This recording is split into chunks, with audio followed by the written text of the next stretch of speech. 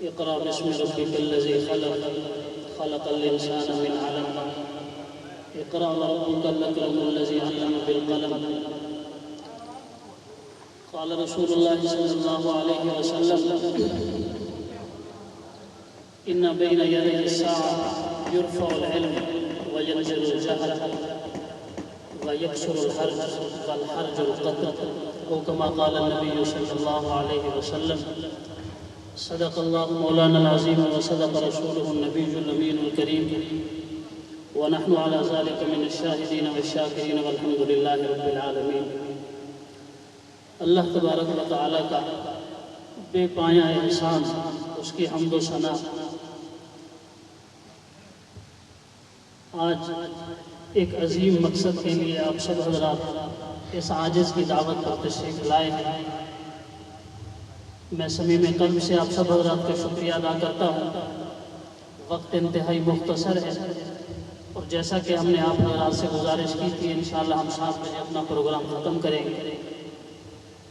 ہمارے مہمان خصوصی عالم اسلام کے نامور اسکالر، محقق، مصنف، مورخ پروفیسر ڈاکٹر مفتی سعید الرحمان صاحب، جو 2 بار چیئرمین رہ چکے ہیں شعبہ علوم اسلامیہ PZ جو ملتان وہ تشریف لا چکے ہیں، نماز پڑھ رہے ہیں، ابھی کچھ ہی دیر بعد آپ حضرات کے سامنے تشریف لائیں گے۔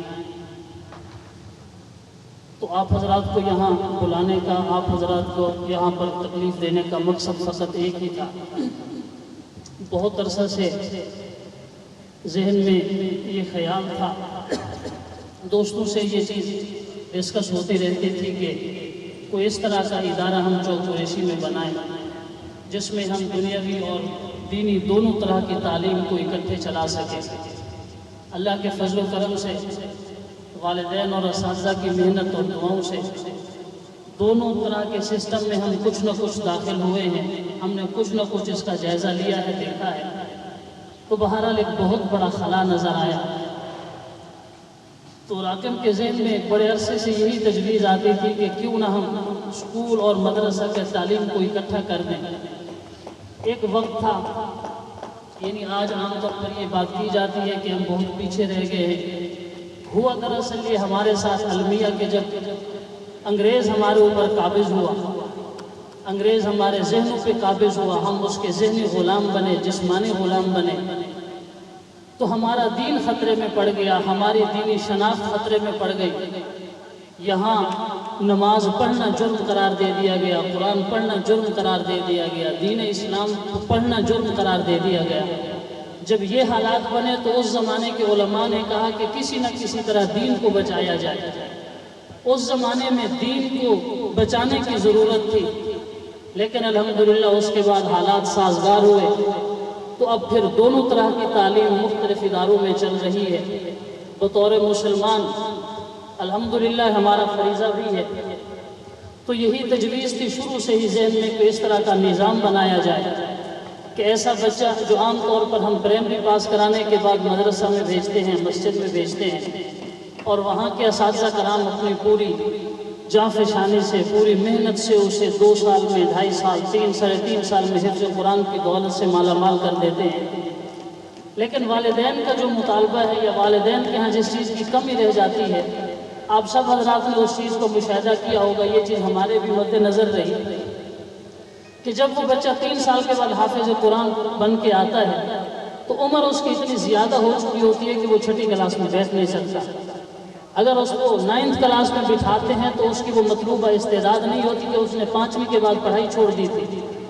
تو ذہن میں یہی تھا کہ اس طریقے سے کوئی نظام بنایا جائے کہ بچے کا وقت بھی الگ سے نہ ملے، اور یہ کہ یہ قرآن جیسی دولت سے بھی محروم نہ رہے۔ بڑے عرصے سے اس پر ذہنی طور پر، کاغذی طور پر کام ہوتا رہا، دوستوں سے مشاورت جاری رہی، مختلف ملک کے مختلف مدارس کا، مختلف جامعات، مختلف اداروں کا وزٹ کیا گیا، لوگوں کی آراء لی گئی، دوست احباب سے مشاورت ہوئی، اساتذہ کرام سے پوری رہنمائی لی گئی، پھر اللہ کا نام لے کر ہم نے یہ کام کرنے کا عزم کیا۔ آپ سبھی حضرات کے امید، اس تعاون کی امید کے ساتھ کہ آپ ہماری بیک پر موجود ہوں گے، آپ حضرات کی دعائیں موجود ہوں گی، مجھے یہ خوشی ہے کہ الحمدللہ آج کی اس مختصر سی تقریب میں میرے وہ اساتذہ بھی موجود ہیں جنہوں نے مجھے الف ب اور ABC سکھائی تھی. میرے وہ اساتذہ بھی موجود ہیں جنہوں نے مجھے اسکول کی تعلیم میٹرک لیول پر دی، اور ہمارے یونیورسٹی کے اساتذہ بھی موجود ہیں الحمدللہ، جن سے نورانی قاعدہ پڑھا اور جن سے آگے مکمل درس نظامی تک پڑھا. وہ حضرات اور وہ دوست بھی الحمدللہ موجود ہیں. تو خلاصہ یہی تھا اس بیٹھک کا، یہاں پر حاضر ہونے کا، کہ آپ سب حضرات پہ یہ گوش گزار کیا جائے کہ ہم ایسا سسٹم شروع کرنا چاہتے ہیں کہ جس میں دونوں طرح کی تعلیم ہم اپنے بچوں کو دے سکیں. اس میں ہم کہاں تک کامیاب ہو پاتے ہیں، کون کون سی کمی رہ جاتی ہے، اس کا فیصلہ تو ظاہر آنے والے وقت میں ہماری کارکردگی کرے گی. باقی کچھ چیزیں ایسی ہوتی ہیں جو خواہش کے درجے میں ہوتی ہیں. مثلا ہم چاہتے تھے کہ بہت اچھی بلڈنگ ہمارے پاس ہو، کھلے میدان ہو، ہم پوری ٹیکنالوجی کو بروئے کار لا کر کام شروع کریں، لیکن ابتدائی درجے میں شاید یہ چیزیں ہماری خواہش بن کر ہی رہیں. مگر آپ دوستوں کا تعاون اور آپ حضرات کی جو تجاویز اور رہنمائی اور مشاورت ہمارے ساتھ رہے گی تو ہم اللہ کی ذات سے پر امید ہیں کہ انشاءاللہ ہم اپنے بچوں کی اس انداز میں تعلیم اور تربیت کا انتظام کریں گے کہ جو لوگ ہم پر اعتماد کریں گے انشاءاللہ ہم ان کے اعتماد کو ٹھیس نہیں پہنچائیں گے. بچے قوم کی امانت ہوتے ہیں، اور سب سے بڑا اعتماد یہی ہوتا ہے کہ کوئی اپنا بچہ اپنا لخت جگر آپ کے حوالے کر دیتا ہے. ہم یہی دیکھتے ہیں، آپ حضرات نے بارہا اس کا مشاہدہ کیا کہ ہمارے ہاں بچوں کی تعلیم کے ساتھ تربیت کی کمی ہے. بچے بڑی عمر کو پہنچ جاتے ہیں، بلکہ بچوں کی تو خیر چھوڑیے، جو بڑی عمر کے ہم لوگ ہیں ہماری بھی تربیت اس انداز میں نہیں ہوئی کہ ہم اپنے بچوں کی صحیح طرح تربیت کر سکیں. تو اسی مقصد کے لیے آج کا یہ پروگرام منعقد کیا گیا. انشاءاللہ مختصر سا لیکچر ہوگا سر کا. تو اس کام میں ہم تقریباً تشریف لا چکے ہیں. باقاعدہ آغاز کرتے ہیں. میں تلاوت کلام پاک کے لیے دعوت دوں گا قاری محمد آصف صاحب کو. تشریف لائے قاری محمد آصف صاحب. بالله من الشيطان الرجيم. بسم الله الرحمن الرحيم.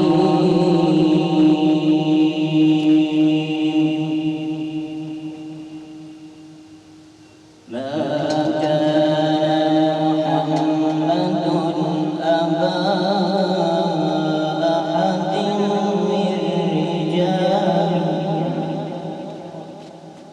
من رجالكم ولكن رسول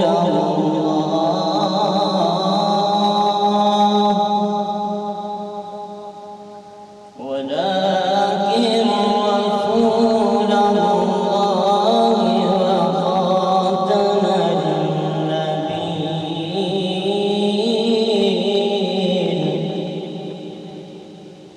وكان الله بكل شيء عليما.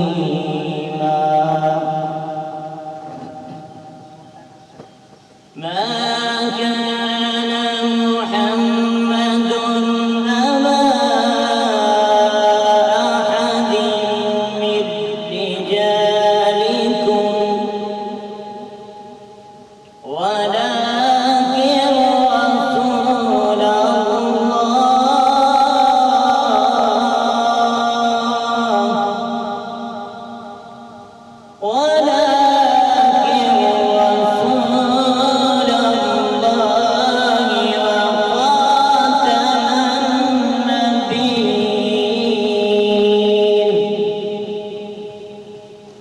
وكان الله بكل شيء عليما. ما كان محمد أبا أحد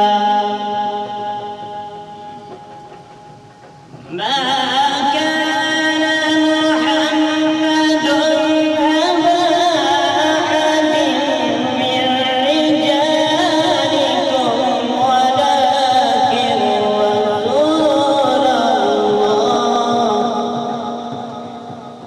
ولكن رسول الله وخاتم النبيين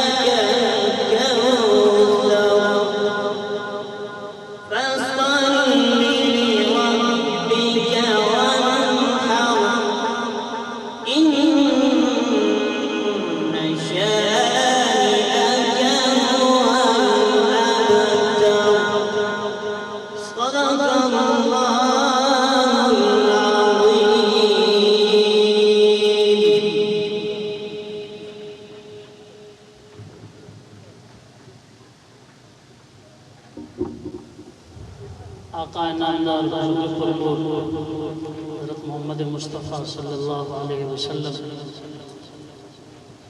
کروڑوں دل اور کروڑوں جانیں قربان ہوں آپ صلی اللہ علیہ وسلم کی حرمت پر، آپ صلی اللہ علیہ وسلم کی عزت پر۔ حضرت قاری صاحب ختم نبوت کے حوالے سے جو قرآن کی آیات ان کی تلاوت فرما رہے تھے، اور الحمدللہ سب مسلمانوں کا دل باغ باغ ہو گیا۔ آپ صلی اللہ علیہ وسلم کی بارگاہ میں ہدیہ عقیدت پیش کرنے کے لیے نعت رسول صلی اللہ علیہ وسلم کے لیے میں دعوت دوں گا۔ برادر مکرم جناب امجد مصطفیٰ سورانی صاحب تشریف لاتے ہیں۔ امجد مصطفیٰ درود شریف۔ اللہم صلی علی محمد وعلی سیدنا مولانا محمد وعلی وسلم۔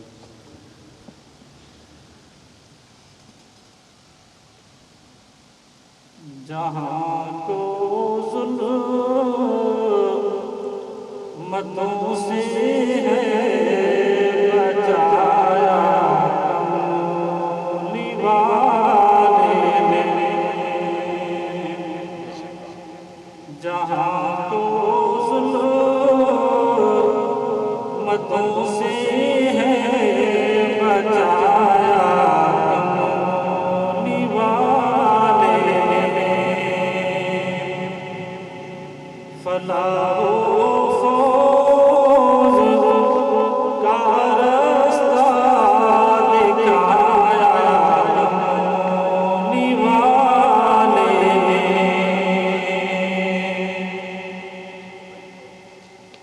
جو کل تک ایک دوجے کے لہو کے پیاسے تھے،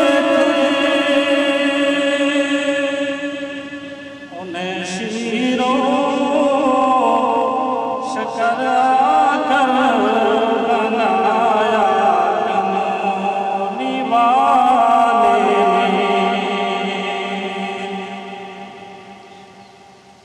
جو طائف میں لگے پتھر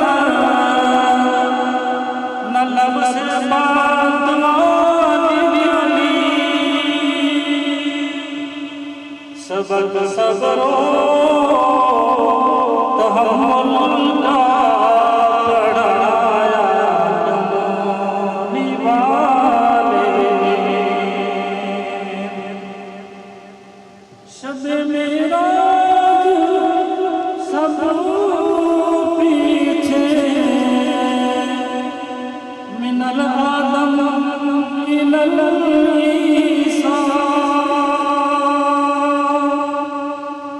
امامت کے مسلے کو سجایا کملی والے نے، امامت کے مسلے کو سجایا کملی والے نے، تم انسانوں کے حقوق کی بات کرتے ہو اے نادانو، میں قربان حیوانوں کا دلایا کملی والے نے، جہاں کو ظلمتوں سے ہے بچایا کملی والے نے، فلاح و فوز کا رستہ دکھایا کملی والے نے۔ جزاکم اللہ۔ الحمدللہ ہمارے آج کے اس نشست کے مہمان خصوصی استاد محترم جناب پروفیسر ڈاکٹر حافظ الرحمان صاحب تشریف لے آئے ہیں۔ جیسا کہ میں نے ابھی گزارش کی، اس کے بعد ہمارے کچھ مہمان تشریف لائے، تو مختصراً میں نے جیسے عرض کیا کہ ہم آج جس ادارے کی تشکیل اور اس کے افتتاح کے سلسلے میں جمع ہوئے ہیں، یہ بہت سے دوستوں کا خواب اور بہت سے دوستوں کی تجاویز کا ایک نتیجہ تھا۔ ہم یہ چاہتے تھے کہ جو بچے پرائمری کے پاس حفظ قرآن شروع کرتے ہیں اور الحمدللہ 2-3 سال بعد حافظ قرآن بنتے ہیں، ان کا جو سکول کا گیپ آ جاتا ہے 2-3 سال کا، اس کو کسی طرح کور کیا جائے۔ اور یقیناً بہت سے والدین ایسے ہیں جو اسی ڈر سے حفظ قرآن میں اپنے بچوں کو داخل نہیں کراتے کہ کمپٹیشن کا دور ہے، ہمارے بچوں کا سکول 2-3 سال پیچھے چلا جائے گا۔ تو الحمدللہ دوستوں کے مشورے سے یہ ایک کاوش ہے کہ اپنے ان بچوں کو اسی 3 سال کے عرصے میں کہ پرائمری کے بعد جنہوں نے 3 سال میں مڈل کرنا تھا، اسی طرح 3 سال لے کر مڈل کرائی جائے گی، اور انشاءاللہ درمیان میں قرآن جیسی دولت سے بھی نوازا جائے گا۔ یہ جو بچے حفظ قرآن کرتے تھے 3 سال میں اور اس کے بعد پھر 6ٹھی میں پڑھتے تھے، اب یہ کہ انشاءاللہ ہماری کوشش سے اللہ تعالیٰ کی توفیق سے یہ بچے حافظ قرآن بننے کے بعد 9ویں کلاس میں بیٹھنے کے اہل ہوں گے۔ اساتذہ کی اور آپ حضرات کی سرپرستی رہی تو انشاءاللہ ہم اپنا محاسبہ کرتے رہیں گے، چیک اینڈ بیلنس کے ساتھ آگے بڑھیں گے۔ اسی طریقے سے ہم نے ایک اور سٹیپ جو اس ادارے میں اٹھایا ہے، تعلیم بالغاں کے حوالے سے ایک بہت بڑا ستون ہے، بہت بڑی کمی ہے۔ بہت سے لوگ ایسے ہیں جنہوں نے اپنی ابتدائی عمر میں قرآن کی تعلیم حاصل نہیں کی، یا قرآن پڑھا بھی ہے تو برائے نام پڑھا ہے، اس انداز میں پڑھا جاتا ہے کہ جس سے بعض اوقات معنی میں فساد آ جاتا ہے، یا صحیح معنوں میں نماز ہی جس سے نہیں ہوتی۔ لوگ سمجھ رہے ہیں کہ ہم صحیح پڑھ رہے ہیں، حالانکہ حقیقت یہ ہے کہ وہ صحیح نہیں پڑھ رہے ہیں۔ دیہاتوں میں جو ہمارے ہاں ماحول چل رہا ہے، عام طور پر جو پہلے عورتوں سے پڑھا کرتے تھے، یہ جو لوگ الحمدللہ صحیح قرآن پڑھتے ہیں، انہیں بھی آگے ترجمہ کی، تفسیر، حدیث اور روزمرہ کے مسائل کی ضرورت رہتی ہے۔ تو اس چیز کا ادراک کرتے ہوئے ہم نے ہفتے میں 4 دن روزانہ 1.5 گھنٹے کی کلاس خواتین کے لیے الگ اور مردوں کے لیے الگ، مغرب سے عشاء تک کا وقت مرد حضرات کے لیے رکھا۔ جس عمر کا بھی مرد ہے، اگر دین کی تعلیم، قرآن، حدیث اور اس طرح کے دینی مسائل کا شوق رکھتے ہیں، طلب ہے، تو تشریف لائیں، انشاءاللہ واضح طور پر محسوس ہوگا۔ وجہ وہی ہے، میں جیسے عرض کر رہا تھا کہ ہمارے ساتھ المیہ یہ ہوا کہ ہم خود تربیت یافتہ نہیں تھے، آگے ہمیں اپنے بچوں کی تربیت کرنا پڑ گئی۔ نتیجہ یہ نکلا کہ جیسے ہم ناقص تھے، ہم نے اپنے بچوں کو بھی ناقص کر دیا۔ ہے تو ایک لطیفہ ہی، لیکن بہرحال وہ ہمارے حالات کی صحیح عکاسی کرتا ہے۔ کہتے ہیں کہ ایک بار آم کے باغ میں رکھوالے نے، جو اس کی چوکیداری اور نگہبانی پر مامور آدمی تھا، کچھ بچوں کو دیکھا کہ آم توڑ رہے ہیں درختوں سے، اس نے پکڑ لیا، ان کے پیچھے بھاگا تو 2-4 بچے جو اس کے ہاتھ آ گئے، انہیں کہتے ہیں کہ تمہیں شرم نہیں ہے، تمہیں تمیز نہیں ہے، چلو میں تمہیں تمہارے باپ کے پاس لے چلتا ہوں، کہاں ہے تمہارا باپ؟ تو بچہ بڑی معصومیت سے کہتے ہیں کہ جی اب وہ بھی درخت پہ چڑھ جاتے ہیں۔ یعنی ہم جیسے ہوں گے ظاہر ہے ہماری اولاد آگے اسی طرح ہوگی۔ اور ستم والا ہے ستم یہ کہ آگے جس بے حیائی کے دور میں ہم جی رہے ہیں، جن گھروں میں پہلے قرآن کی تلاوت ہوتی تھی اور جن گھروں میں نامحرم کا تذکرہ کرنا بھی معیوب سمجھا جاتا تھا، اس ٹیکنالوجی کے دور میں بہت سی چیزیں ایسی ہیں کہ ہمیں گونگا شیطان بنا دیا ہے، غلط سمجھتے ہوئے بھی ہم ان پر گرفت نہیں کر سکتے۔ تو بہرحال یہ کاوش ہے، آپ حضرت دعا فرمائیں گے، اللہ تعالیٰ ہمیں آپ کی امیدوں اور توقعات پر پورا اترنے کی کوشش کریں، تو انشاءاللہ اسی سلسلے کو آگے چلائیں گے۔ سردست آج کی اس خوبصورت محفل کے ہمارے مہمان خصوصی ہمارے استاد مکرم، میں ان کا زیادہ تعارف کراتا ہوں تو سر مجھ سے ناراض ہوتے ہیں کہ آپ مبالغہ آرائی سے کام لیتے ہیں۔ میرے خیال میں تو جہاں تک میں نے پڑھا ہے کہ استاد کی تو خوشامد بھی جائز ہوتی ہے، واللہ عالم۔ بہرحال میں خوشامد نہیں کر رہا، میں ایک حقائق کی دنیا کی بات کر رہا ہوں۔ اللہ تعالیٰ نے دین و دنیا کے علم سے نوازا ہے، انتہائی علمی خاندان کے چشم و چراغ ہیں، اور میں اکثر دوستوں میں کہا کرتا ہوں، جو میرے دوست یہاں پر موجود ہیں، الحمدللہ میرے اساتذہ بھی یہاں پر موجود ہیں، دوست بھی موجود ہیں، کہ ہم وہ بدقسمت قوم ہیں کہ ہماری عبادتیں بھی مشکوک ہیں اور ہمارے جو عبادت کے منصب ہیں وہ بھی مشکوک لوگوں کے پاس ہیں۔ تو میں کہا کرتا ہوں کہ اگر یہاں پر سیاست کار فرما نہ ہوتی تو نظریاتی کونسل کے چیئرمین اور رویت ہلال کے چیئرمین اس طرح کے لوگ ہوتے ہیں۔ بہرحال اللہ ہمیں ان جیسے لوگوں کی قدردانی کی توفیق عطا فرمائے۔ جیسے ہم نے آپ سے وعدہ کیا تھا، انشاءاللہ ہم اپنے وعدے کی پاسداری کریں گے۔ انشاءاللہ مغرب سے پہلے پروگرام کو ختم کرنا ہے۔ میں آپ حضرات سے ملتمس ہوں کہ دل کے کانوں سے پوری توجہ سے آپ سماعت فرمائیں گے۔ انتہائی قیمتی لیکچر ہوتا ہے۔ اللہ تعالیٰ استاد جی کو جزائے خیر عطا فرمائے، لمبا سفر کر کے ہماری گزارش پر تشریف لائے ہیں، اللہ انہیں جزائے خیر دے۔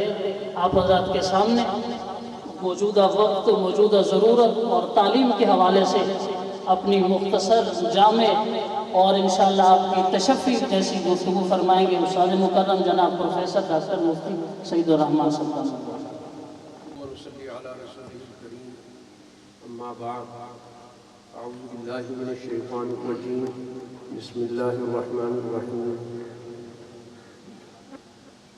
هو الذي بعث في الأميين رسولا منهم يتلو عليهم آياته ويزكيهم ويعلمهم الكتاب والحكمة وإن كانوا من قبل لفي ضلال مبين صدق الله العظيم۔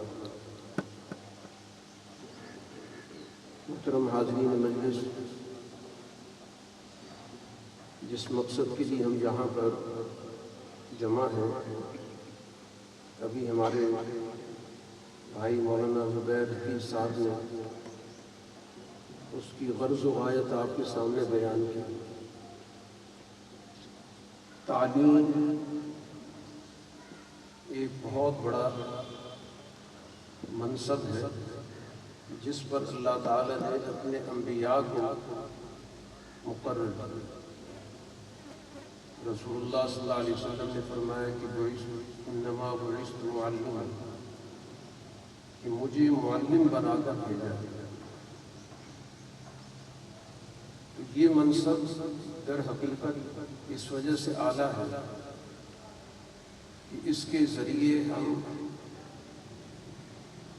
ایک انسان کو انسانیت کا درس دیتے ہیں۔ یہ انسان بظاہر دیکھنے میں ایک جاندار ہے۔ اگر کبھی ہم موازنہ کریں کہ دنیا میں بہت سارے جاندار ہیں، ان میں اور ہم انسانوں میں کیا بنیادی فرق ہے؟ ان کی بھی وہی ضروریات ہیں کھانے پینے کی، ہماری بھی وہی ضروریات ہیں۔ ان کو بھی گرمی سردی لگتی ہے، ہمیں بھی لگتی ہے۔ وہ بھی اپنے بچے پیدا کرتے ہیں، ہم بھی کرتے ہیں۔ ایک لمبی فہرست ہے جس میں ہمیں ان کے ساتھ کوئی امتیاز نظر نہیں آتا۔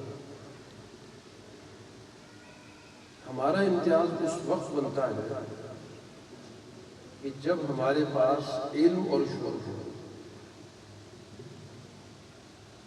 صرف شکل و شباہت سے فرق کوئی معنی نہیں بنتا۔ شکل و شباہت تو دنیا کے اندر ہر مخلوق کی دوسرے سے مختلف ہے، اور وہ کوئی بنیادی طور پر فضیلت کی وجہ بھی نہیں۔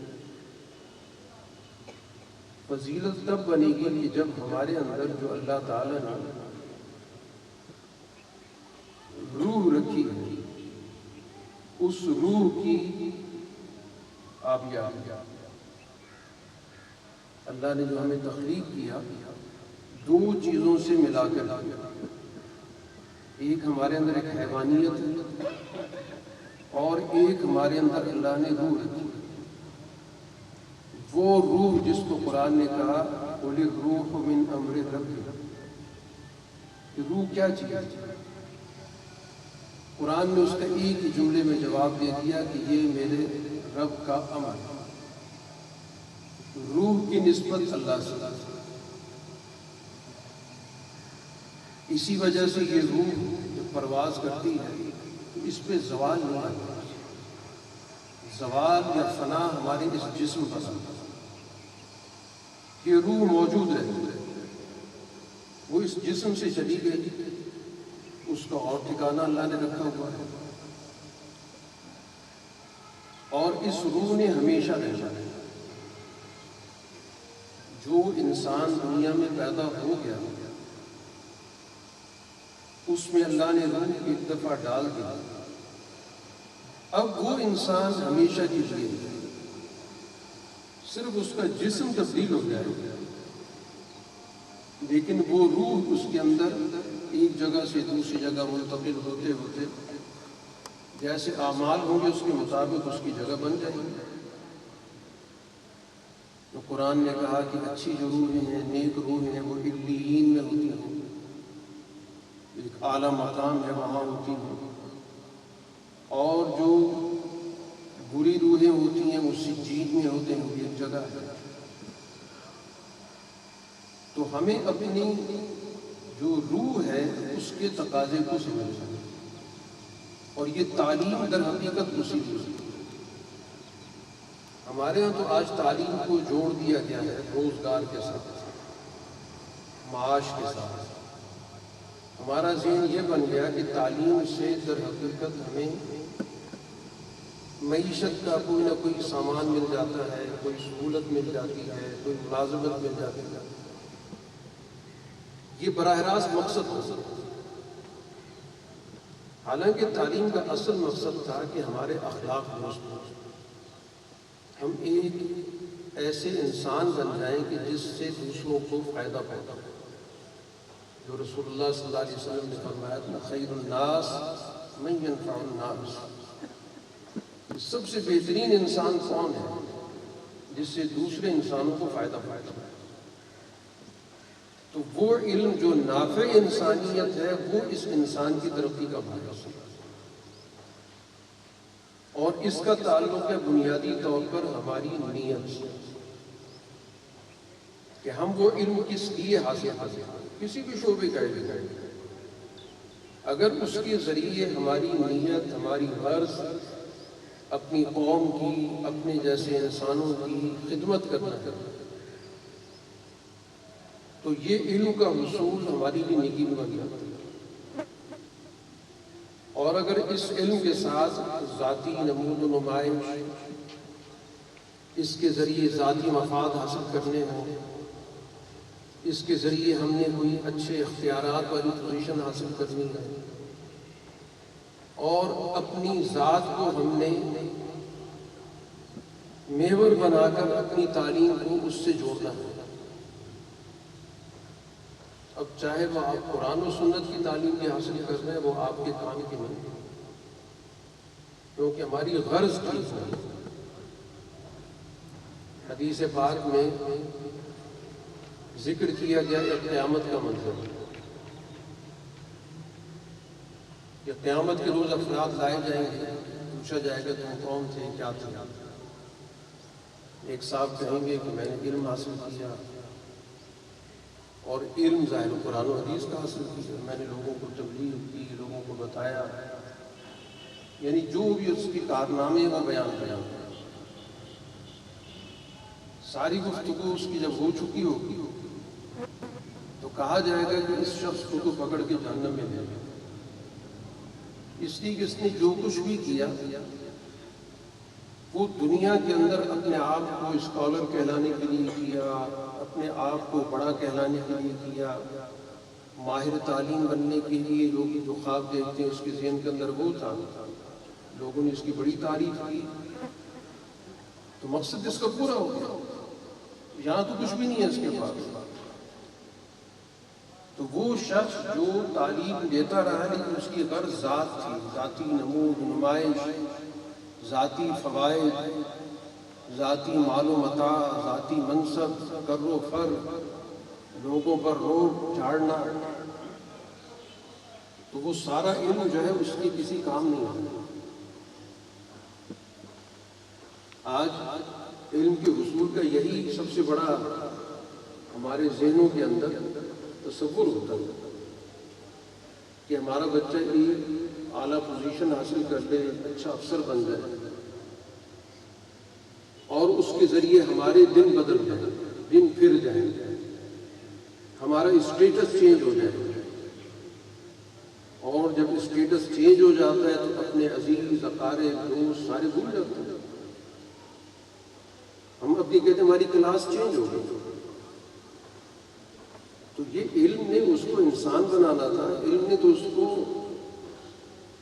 چھوئی ہوئی بنا دی۔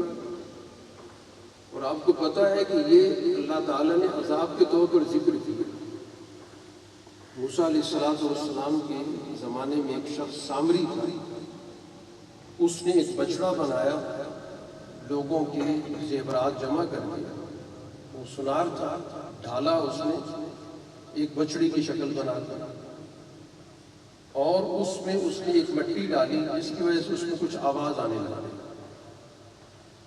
اور لوگوں کو کہنے لگا یہ اللہ کا یہ خدا ہے، موسیٰ تو دور کی کوئی دور پہ چلے گئے، خدا تو یہ ہے۔ تو جب موسیٰ علیہ السلام واپس آئے تو اس کی جو سزا سنائی تھی کہ ان تقول لا مساس، جب تمہارے پاس کوئی بھی آئے گا تو تم اس کے ساتھ بیٹھ نہیں سکو گے، دور سے کہو گے مجھے مت چھو، یہ تو عذاب ہوتا ہے۔ جیسے آج کل ہو رہا ہے کہ 6 فٹ کے فاصلے پر رہیں، سوشل ڈسٹینس رکھیں، یہ کیا چیز ہے؟ انسان کو تو اللہ تعالیٰ نے بنایا تھا کہ وہ اجتماعی طور پر رہتا ہے، اکٹھا رہتا ہے، اس کا میل جول ہوتا ہے، ایک دوسرے کے کام آتا ہے، اور اب ہم باقاعدہ ہمیں تعلیم کیا دی جاتی ہے کہ آپ سوشل ڈسٹینس، نام بھی ہم نے سوشل ڈسٹینس، یعنی سماجی طور پر آپ معاشرتی طور پر قطع تعلق، یہ تو اللہ کا عذاب ہوتا ہے کہ وہ انسان جو مل بیٹھتے ہیں ان انسانوں کو اتنا خوف زدہ کر دیا گیا کہ علامت ہے یا نہیں، 2 صحت مند آدمی بھی نہیں بیٹھ سکتے، اس کو کیا کہا جائے؟ تو بارہ میں عرض یہ کر رہا تھا کہ تعلیم در حقیقت انسان کے اندر شعور پیدا کرتی ہے۔ آج تعلیم نام مجھے ڈگری، اس کی بنیاد پر ہم آدمی کو پرکھتے ہیں کہ یہ کس سطح کا آدمی ہے، ہم انسان کے بطور انسان قدر نہیں کرتے، ہم سب سے پہلے اس کا اسٹیٹس پتہ کرتے ہیں کہ یہ صاحب ہیں کیا، یہ انجینئر ہیں، یہ MBBS ہیں، یہ PhD ہیں، اس کے بعد جا کر اس کے مطابق ہم اس سے ملتے ہیں۔ تو تعلیم کا تو یہ مقصد نہیں تھا۔ تعلیم تو در حقیقت انسان کو شعور دیتی ہے کہ ہم کیا ہیں، کہاں سے آئے ہیں، کہاں جائیں گے۔ تعلیم کا تو اصل مقصد یہ ہے۔ اسی وجہ سے تو تعلیم کا سفر ہمیشہ جاری رہتا ہے۔ رسمی تعلیم تو ختم ہو جاتی ہے، کوئی 14 سال میں، کوئی 16 سال میں، کوئی 18 سال سے، لیکن جو حقیقی تعلیم ہے وہ پوری زندگی چلتی ہے۔ اس لیے کبھی بھی آدمی اپنے آپ کو یہ نہ سمجھے کہ میں اب تعلیم یافتہ ہوں۔ جب بھی کسی نے اپنے آپ کو یہ سمجھا تو اس کا زوال شروع ہو جائے۔ اگر ہمیں آگے بڑھنا ہے تو اپنے آپ کو ہم طالب علم سمجھیں۔ تو آپ نے رسول اللہ صلی اللہ علیہ وسلم سے فرمایا کہ اطلبوا العلم من المہد الى اللحد، کہ ماں کی گود سے تمہارے علم کا سفر شروع ہو اور قبر کی گود تک پہنچ جاؤ، علم حاصل۔ تو یہ بڑا اچھا اقدام ذکر کر رہے ہیں کہ تعلیم بالغاں کا یہاں پہ سلسلہ شروع کر، یہ تو ہم نے ایک اصطلاح اختیار کر لی۔ اگر تھوڑا سا رسول اللہ صلی اللہ علیہ وسلم کی سیرت کا مطالعہ کرنا، رسول اللہ صلی اللہ علیہ وسلم نے تعلیم کا آغاز بالغوں میں تو کیا تھا، کیونکہ 40 سال کی عمر میں آپ کو نبوت ملی ہے، اور پھر جن لوگوں کو آپ دعوت دے رہے تھے بچوں کو نہیں دے رہے تھے، آپ بڑوں کو ہی دے رہے تھے، اور جو آپ کی دعوت قبول کر رہے تھے آپ ان کو تعلیم دے رہے تھے۔ تو تعلیم بالغان جو ہے یہ کوئی معیوب چیز نہیں ہے کہ ہم اس کو یوں سمجھے کہ شاید اس عمر میں کسی نے کیا پڑھا۔ جتنے بھی بڑے صحابہ ہیں سارے کے سارے بڑی عمر میں مسلمان ہوئے، اور بڑی عمر میں علم حاصل کیا، اور اس کے بعد امت کے سردار بنا۔ تو اس وجہ سے علم کا حصول کا کوئی خاص پیریڈ نہیں ہوتی، اور کسی بھی وقت انسان کو علم کا شوق ہو جاتا ہے۔ حضرت امام ابو حنیفہ رحمۃ اللہ علیہ، جن سے نسبت رکھنے والے دنیا کے اندر 2/3 اکثریت کے قریب ضرور ہوں، جو دنیا کے اندر کل مسلمان ہیں، ان کل مسلمانوں میں سے 2/3 اکثریت ایسی ہے جو حنفی، امام ابو حنیفہ نے جو طریقہ بتایا دین کو سمجھنے کا، اس کو قبول کرتے۔ اب ان کی جو ابتدائی عمر ہے وہ تو کاروبار کی تھی، بعد میں جا کر ان کو شوق ہوا کہ میں علم حاصل کروں، اور آپ دیکھیں کہ علم حاصل کیا تو کہاں پہنچا، کتنا بڑا اللہ تعالیٰ نے ان کو مقام دیا۔ ان سے نسبت رکھنے والے آج مسلمانوں کی سب سے بڑی تعداد دنیا کے اندر پائی جاتی ہے۔ تو اس لیے علم تو ایک ایسی چیز ہے کہ اس کے لیے نہ کسی فارمیلٹی کی ضرورت ہوتی ہے، نہ اس کے لیے کسی عمر کی ضرورت ہوتی ہے، اس کے لیے کوئی شرائط بھی نہیں ہوتی۔ یہ تو ہماری فارمل تعلیم ہے جس کے اندر اتنی عمر کا بچہ ہو، اس سے بڑا نہ ہو، اس کو داخل نہ کرو، بڑا ہو گیا تو تعلیم کے دروازے بند ہو گئے۔ اور یہ ہمارے ہی ہوتے ہیں، دنیا میں اور کہیں بھی نہیں ہوتے۔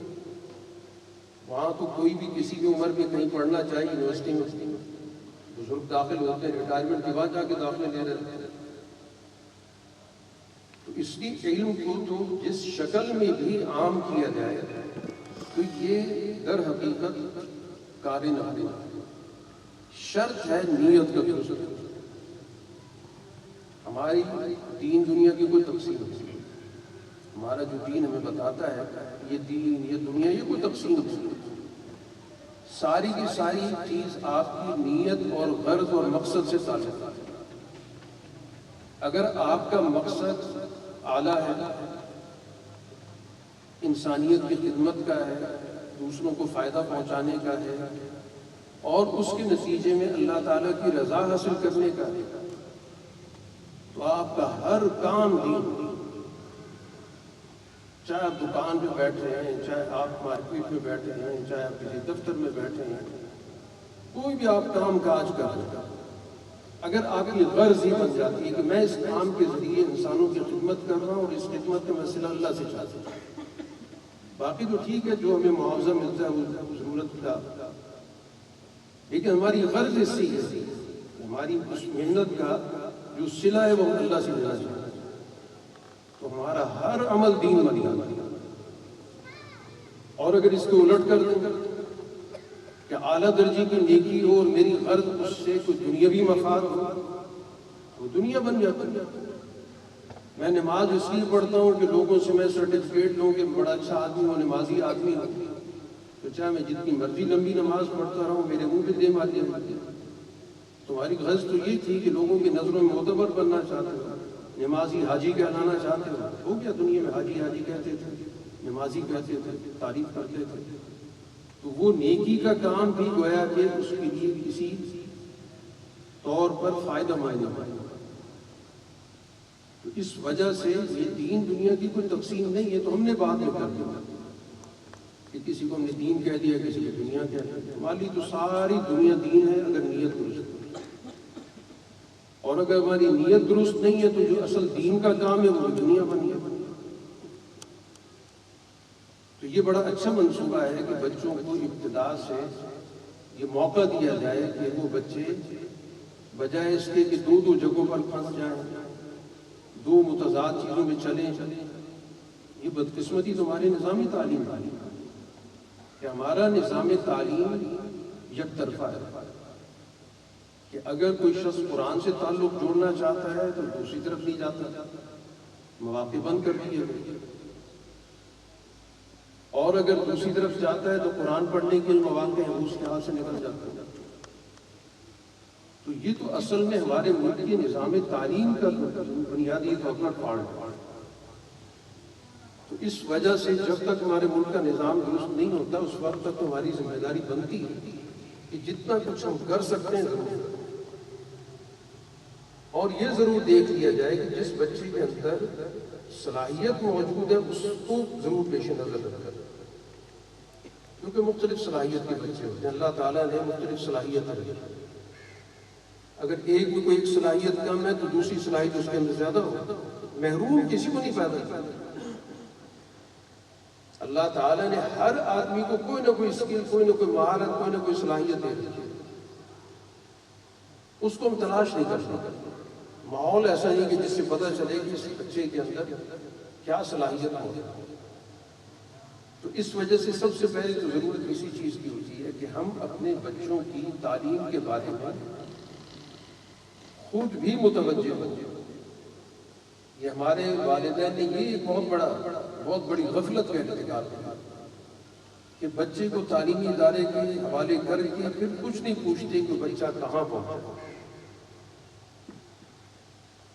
وہ اس پہ مطمئن ہوتے ہیں کہ بچہ ہر روز اسکول جاتا ہے، کچھ نہ کچھ تو پڑھتا ہی ہوتا ہے. اب اس کی تعلیم کے ساتھ تربیت کا لحاظ رکھنا تو بہت اہم چیز ہے. تعلیم ہوتی کس کی؟ تربیت کے لیے ہوتی ہے. اس کے اندر اچھے اخلاق ہیں یا نہیں، بزرگوں کا احترام ہے یا نہیں، اساتذہ کے ساتھ گفتگو کیسی ہے، اپنے ہم جوڑیوں کے ساتھ، ہم نشینوں کے ساتھ، دوستوں کے ساتھ کس طرح کی اس کی صحبت ہے. تو تعلیم اور تربیت یہ ہمیشہ لازم رکھنا. تو اگر تعلیم و تربیت کو ساتھ ساتھ چلایا جائے گا تو انشاءاللہ اس کے نتائج نکلیں گے. لیکن یہ دونوں کو کام کرنا ہوگا، اساتذہ کو بھی اور والدین. ان دونوں کے درمیان رابطہ ہوگا تو پھر جا کر بچے کی صحیح تعلیم و تربیت ہوگی، اس کو ایک صحیح ماحول ملے گا. اور اگر استاد کوئی تقاضا کر رہا ہے گھر میں اس جیسا ماحول اس کو نہیں دیا تھا تو ظاہر استاد کی یک طرفہ طور پر جو بھی توجہ ہے نتیجہ نہیں دے گی. تو اس وجہ سے اس چیز کو بھی ضرور ملحوظ رکھا جائے کہ کوئی بھی ادارہ اس وقت تک کامیاب نہیں ہوتا جب تک کہ سوسائٹی کے لوگ اس میں اپنا کردار نہیں ڈالتے.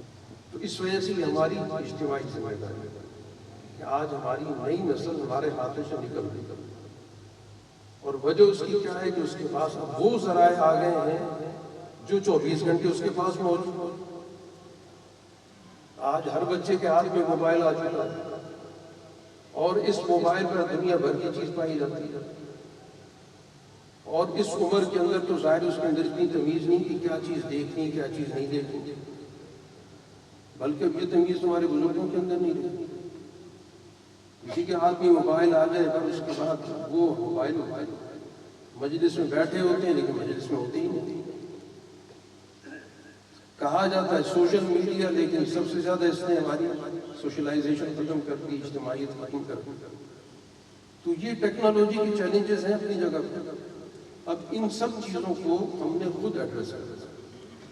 ان چیزوں کو کیسے ہم ضابطے میں لا سکتے ہیں، کس طرح نظم و ضبط قائم ہو سکتا ہے، کس طرح ہم ڈسپلن قائم کر سکتے ہیں. ٹھیک ہے یہ چیزیں بچوں کے ہاتھ سے زیادہ مشکل ہو چکی ہیں لیکن کسی نہ کسی ضابطے میں تو لایا جا سکتا ہے. ان کے اوقات مقرر ہو سکتے ہیں کہ آپ کی یہ تعلیم کے اوقات ہیں، آپ کی ہوم ورک کے اوقات ہیں، آپ نے یہ کام اس وقت کرنا ہے. ٹھیک ہے اس وقت آپ اس میں بیٹھ کے اپنی نگرانی میں آپ نے کوئی اس کو استعمال کروانا کروانا. تو بہرحال یہ ہماری اجتماعی ذمہ داری ہے اور بڑی خوشی ہے کہ ہمارے بھائی پروفیسر زبیر حفیظ صاحب نے یہ اقدام کیا ہے اور آپ سب کے تعاون سے ظاہر یہ کام آگے بڑھے. اور یہ ایک ایسا کار خیر ہے کہ ایک بچہ بھی اگر اس ادارے کی نگرانی میں اور سب کے تعاون سے تیار ہو جاتا ہے تو بچے کا ایک ذہن بن جاتا ہے. وہ جب بھی جہاں بھی جس طرح کا بھی کام کر رہا ہوگا وہ سب کا جانے گا. تو ہمارے پاس میں نیکی کے اصول کی بہت سارے ذرائع ہیں، ہم اس پہ توجہ نہیں دیتے. تو اس لیے بچوں پہ توجہ دینا بہت بڑی ضرورت ہے. اور جن کو بڑی عمر کے اندر علم کا شوق ہوا ہے بہت اچھی بات ہے، ان کو اپنا یہ شوق پورا کرنا چاہیے. اپنے آپ کو علم سے اگر اپنے آپ کو اس سے آراستہ کرتے رہیں گے ترقی کرتے کرتے. علم کی کوئی حد نہیں اور علم تک کسی کی پوری رسائی بھی نہیں ہوتی.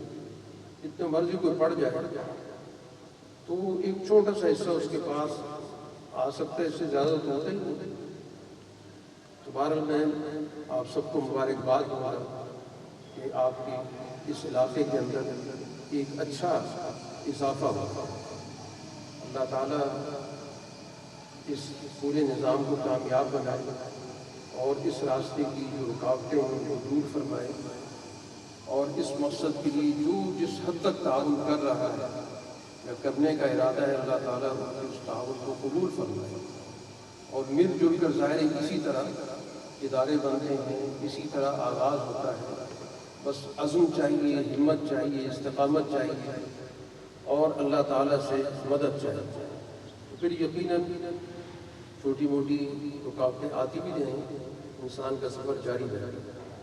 اللہ تعالیٰ اس کاوش کو قبول فرمائے. وآخر دعوانا الحمدللہ رب العالمین. جزاکم اللہ استاد محترم، ماشاءاللہ آپ کی قیمتی الفاظ، قیمتی باتیں انشاءاللہ ہمارے لیے فائدے کا سبب بنیں گے۔ سر یہ جو ہمارا علاقہ ہے الحمدللہ 95% یہاں پہ تعلیم خواندگی ہے، اور جتنے بھی یہ لوگ بیٹھے ہیں الحمدللہ یہ مختلف اداروں سے منسلک لوگ ہیں، ان میں پروفیسرز بھی بیٹھے ہیں، ڈاکٹرز بھی، اور ایسے ایسے میرے اساتذہ بھی الحمدللہ موجود ہیں جنہوں نے 50 سال سے زائد عرصہ تک کسی تعلیمی اور تدریسی سلسلے سے منسلک ہیں۔ الحمدللہ بڑا زرخیز علاقہ ہے، اور اللہ سے یہی مانگا تھا کہ یا اللہ ہم کام کرنا چاہتے ہیں، جب تک قسمت میں نہیں تھا ہمارے ارادے ہی رہے، اب اللہ نے توفیق بخشی ہے تو کچھ اسباب مہیا ہوئے، اللہ نے توفیق دی تو انشاءاللہ یہ کام چلے گا۔ یہ جو سامنے والی عمارت آپ دیکھ رہے ہیں جس پر یہ پینافلیکس لگے ہوئے ہیں، یہی عمارت ہمیں رینٹ پر ملی ہے۔ ابتدائی طور پر انشاءاللہ ادھر ہی کام کرنے کا ارادہ ہے، اور اس حدیث میں من لم یشکر الناس لم یشکر اللہ، جو لوگوں کا شکریہ ادا نہیں کرتا وہ اللہ کا شکریہ بھی ادا نہیں کرتا۔ اس میں کوئی شک نہیں کہ مختلف دوستوں کا تعاون شامل حال رہا، اللہ تعالیٰ انہیں جزائے خیر عطا فرمائے۔ فردن اگر نام تو سبھی میرے محسنین ہیں، اللہ تعالیٰ آپ سب حضرات کا آنا قبول فرمائے۔ مجھے دلی خوشی ہوئی آپ کے تشریف لانے پر، میری کوئی حیثیت نہیں، میں آنا کے مندانہ، مجھے پتہ ہے کہ میں کیا ہوں، لیکن الحمدللہ آپ سب حضرات نے میرا حوصلہ بڑھایا، تشریف لائے۔ تو کل سے انشاءاللہ ہم اپنے داخلہ شروع کرنے لگے ہیں، آنے والے سوموار سے انشاءاللہ ہم باقاعدہ کلاس کا آغاز کریں گے۔ اسکول کا جو ٹائم ہوتا ہے تقریباً اس میں ہم 7 گھنٹے لے رہے ہیں، 7:30 سے تقریباً 2:30 بجے تک یہ ہمارا جو یہ کیٹیگری ہے اسکول اور حفظ والے بچے ہوں گے، اور 4 بجے سے 5:30 بجے تک خواتین کی کلاس ہوگی، اور مغرب سے عشاء تک مرد حضرات کی کلاس ہوگی۔ خواتین اور مرد حضرات کی یہ جو تعلیم بالغاں کا پورشن ہے یہ فقط ہفتے میں 4 دن ہوگا، 1.5 گھنٹہ روزانہ۔ اللہ تعالی ہمیں استقامت دیں، اخلاص نصیب فرمائے، آپ سب حضرات کو شایان شان جزائے خیر عطا فرمائے۔ استاد محترم سے درخواست کروں گا کہ دعا والعاقبۃ للمتقین والصلاة والسلام علی رسول محمد وآلہ وصحبہ اجمعین۔ ربنا آتنا فی الدنیا حسنہ وفی الآخرۃ حسنہ وقنا عذاب النار۔ اے اللہ ہماری یہاں کی حاضری کو قبول فرما، جس کام کا آغاز کیا ہے اے اللہ اس کے آغاز سے لے کر اور اس کی جتنی بھی ارتقائی مراحل ہیں ان سب کو آسان فرما۔ اس مقصد کے لیے جن وسائل کی ضرورت ہے اللہ وہ وسائل مہیا فرما، جن عزائم کی ضرورت ہے اللہ ان عزائم سے ہمیں آراستہ فرما، ہمیں انسانیت کی خدمت کا جذبہ عطا فرما، ہمیں اپنی رضا کی نیت کرنے کی توفیق عطا فرما۔ اے اللہ جتنے یہ حاضرین موجود ہیں ایک اعلیٰ مقصد کے لیے، ایک نیک مقصد کے لیے جمع ہیں، ان کی حاضری کو قبول فرما۔ اے اللہ سب کی مشکلات آسان فرما دو، سب کی پریشانیوں کا ازالہ فرما، سب کی حاجات کو پورا فرما دو۔ اے اللہ ہمارے گھروں میں جو بھی مسئلے مسائل ہیں سب کو حل فرما، رزق حلال میں برکت عطا فرما، رزق حرام اور اس کے نظام سے ہمیں نجات عطا فرما۔ اے اللہ اپنے دین کو اس ملک میں غالب فرما دے، دین کے عدل کے نظام کو غالب فرما دے، دین کے اعلیٰ اخلاق کے نظام کو غالب فرما دے۔ اے اللہ ہمارے دلوں کے درمیان جوڑ پیدا فرما دے، ہمارے دلوں کے باہمی اختلافات کو ختم فرما دے۔ اے اللہ جس وبا میں ہم مبتلا ہیں اس سے ہمیں نجات عطا فرما دے۔ اے اللہ اس کی وجہ سے جو بھی ہمیں نقصان ہو اس کی تلافی فرما دے۔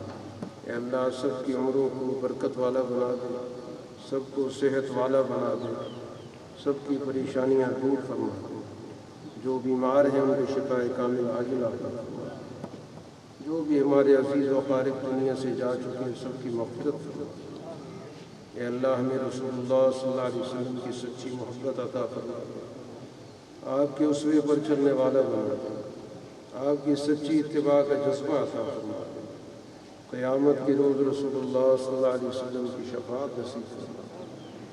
اے اللہ قیامت کے روز ہمیں قرآن حکیم کی شفاعت نصیب فرما۔ اے اللہ اس قرآن سے ہمارا دلی تعلق پیدا فرما، اس قرآن کو ہمارا امام بنا، اس قرآن کو ہمارے لیے نور و ہدایت کا ذریعہ بنا، ہماری زندگی اس قرآن کے ماتحت فرما۔ اے اللہ اس سے ہمارا تعلق مضبوط فرما، اس کو پڑھنے سے لے کر اس پر عمل کرنے تک جتنی بھی درمیان میں مراحل ہیں سب ہمارے لیے آسان فرما۔ صلی اللہ تعالی علی خیر خلقہ محمد وآلہ واصحابہ اجمعین۔ تمام حضرات کا بہت بہت شکریہ، اللہ آپ کو جزائے خیر عطا فرمائے۔